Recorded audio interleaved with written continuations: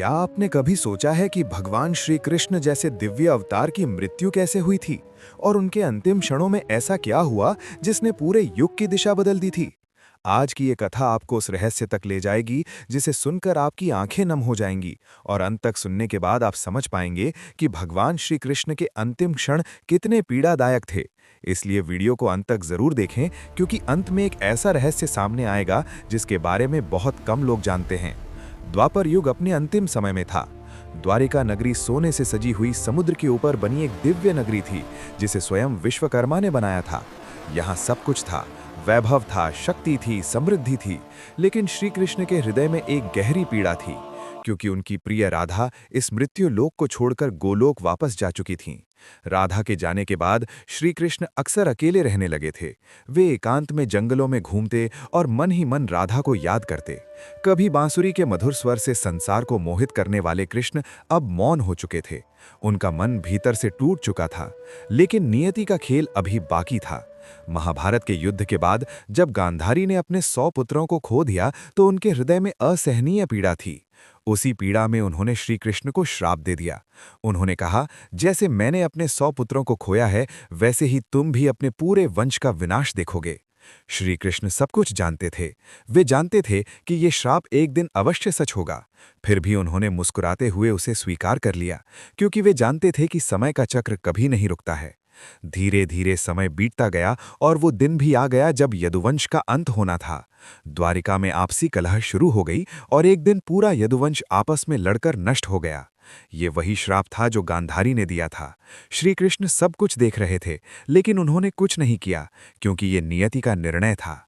अब श्री कृष्ण इस संसार में बिल्कुल अकेले रह गए थे। अपने प्रियजनों को खोने के बाद वे जंगल की ओर चले गए। वहीं एक पीपल का वृक्ष था जहां वे जाकर शांत होकर बैठ गए। उन्होंने आकाश की ओर देखा और मन ही मन कहा, राधे, आज मैं बिल्कुल अकेला हूं। मैंने जीवन भर धर्म की रक्षा की, लेकिन अंत में मुझे केवल विरह और श्राप ही मिला। उसी समय जंगल में जरा नाम का एक शिकारी शिकार की तलाश में घूम रहा था। तभी उसने दूर से चमकती हुई कोई चीज देखी।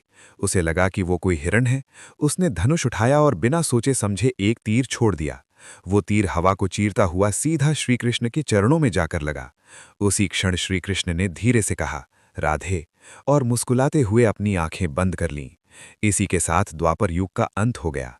जब जरा को पता चला कि उसने किसे घायल कर दिया है, तो वो रोते हुए श्रीकृष्ण के चरणों में गिर पड़ा, लेकिन श्रीकृष्ण ने उसे क्षमा कर दिया, क्योंकि यही नियति थी। इसके बाद ये समाचार पांडवों तक पहुंचा और सभी पांडव तुरंत वहां पहुंचे। जब भीम ने श्रीकृष्ण के शरीर को अपनी गोद में उठाया तो पूरा वातावरण शोक में डूब गया। ऐसा लग रहा था जैसे प्रकृति भी रो रही हो। पांडवों ने श्रीकृष्ण का अंतिम संस्कार करने का निर्णय लिया और नदी के घाट पर चिता तैयार की गई। मंत्रों के बीच श्रीकृष्ण के शरीर को चिता पर रखा गया और अग्नि दी गई।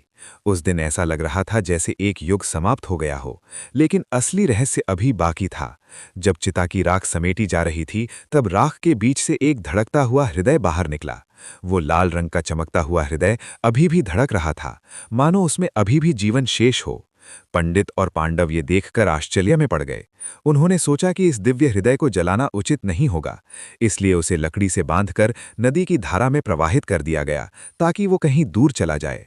लेकिन क्या आपको पता है उस दिव्य हृदय के साथ आगे क्या हुआ? कहा जाता है कि वही हृदय आगे चलकर जगन्नाथपुरी की एक रहस्यमयी परंपरा से जुड़ गया, और आज भी उस रहस्य को बहुत कम लोग जानते हैं। अगर आप श्री कृष्ण के उस दिव्य हृदय का आगे क्या हुआ ये जानना चाहते हैं, तो कमेंट में जय श्री कृष्ण जरूर लिखें।